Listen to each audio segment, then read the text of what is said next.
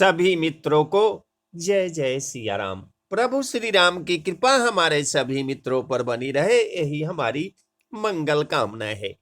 तो एक बार राम का नाम जपने का क्या मूल्य है?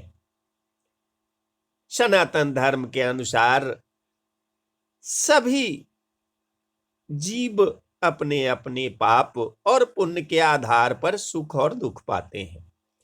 सदा अच्छे कर्म करने के साथ साथ भगवान का नाम लेने वाला व्यक्ति सदा सुखमय जीवन व्यतीत करते हैं और वे अगले जन्म में भी अच्छी योनि को प्राप्त होते हैं।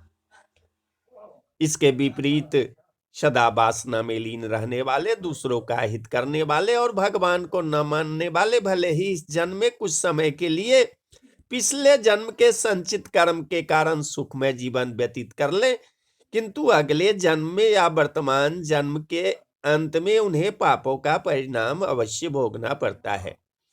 भगवान का नाम सुमिरन करने का महत्व इतना अधिक है कि एक बार भी यदि भगवान के नाम का सुमिरन सच्चे मन से किया जाए तो इसका मूल्य नहीं लगाया जा सकता।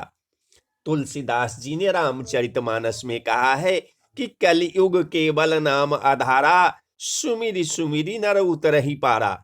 कलयुग में तो भगवान का सिर्फ नाम लेने से ही जातक भव सागर को पार कर जाता है, यानी कलयुग में भगवान का नाम लेने मात्र से सभी दुख दूर हो जाते हैं। तो आइए एक कहानी सुनाते हैं।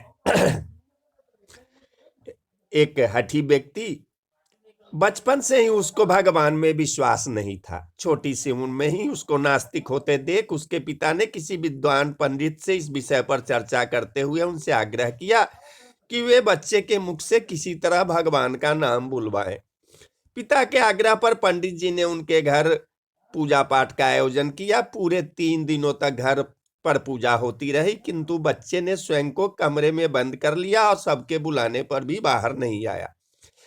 पंडित जी ने पूजा पाठ को संपन्न किया और घर पर ही बच्चे के बाहर आने का इंतजार करने लगे। जैसे ही बच्चा अपने कमरे से बाहर आया, पंडित जी ने बच्चे के हाथ की कलाई को जोर से पकड़ लिया। पंडित जी ने बच्चे की कलाई को इतनी जोर से पकड़ा जिससे बच्चे को असहनीय दर्द हुआ और बच्चे के मुख से अनायास हे राम मुझे बचाएं ये शब्द निकल गया। पंडित जी ने बच्चे का हाथ छोड़ते हुए बच्चे के पिता से कहा, आपके बच्चे ने भगवान का नाम लेना सीख लिया है। इसी बीच बच्चे ने कहा, आज तो मेरे मुख से यह नाम निकल गया है, आज के बाद ऐसा कभी नहीं होगा। इस बार पंडित जी ने बड़े ही विनम्र भाव से कहा कि हे पुत्र, अब तुम भविष्य में चाहे राम का नाम लो या नहीं, किंतु एक बात का ध्यान रखना, आज जो तुमने राम का नाम लिया है भूल कर भी इसकी कीमत मत लगाना। इस राम के नाम को कभी बेचना मत। ऐसा कहकर पंडित वहां से चले गए। समय बीता और बच्चा बड़ा हुआ और एक दुर्घटना में उसकी मृत्यु हो गई। मृत्यु पश्चात जब बच्चा यमराज के समक्ष गया तो यमराज ने चित्रगुप्त से कहा कि इस बच्चे के पाप और पुण्य बताए जाए। चित्रगुप्त ने कहा, हे यमदेव, इस बच्चे ने कभी भगवान का नाम नहीं लिया, किंतु एक बार विपत्ति की घड़ी में राम का नाम लिया है, किंतु इसका क्या पुण्य से मिलना चाहिए यह मुझे नहीं दिखाई दे रहा है।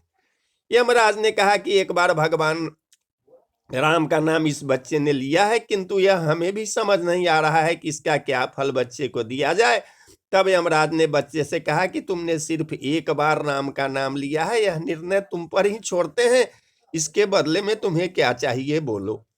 ऐसा सुनते ही बच्चे को अनायास उस पंडित जी की बात याद आ गई। जब कभी भी तुम्हें इस राम के नाम की कीमत मिले तो इसे बेचना मत। ऐसा सोचते हुए बच्चे ने कहा कि हे यमराज, आप ही मुझे इसका फल प्रदान करें, मुझे समझ नहीं आ रहा।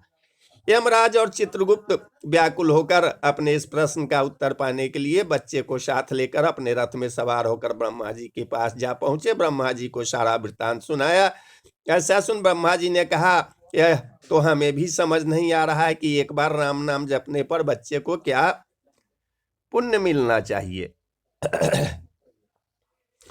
अब ब्रह्मा जी भी यमराज, चित्रगुप्त और बच्चे सहित रथ में सवार होकर इस प्रश्न का उत्तर जानने भगवान शिव के पास जा पहुंचे।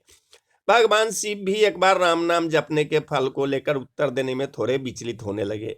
अंत में वे भी सभी के साथ रथ में बैठकर भगवान विष्णु के समक्ष जा पहुंचे और सभी ने भगवान विष्णु से पूछा कि इस बच्चे ने एक बार राम का नाम लिया है, इसका इसे क्या पुण्य मिलना चाहिए, हम सभी थोड़े असमंजस में हैं।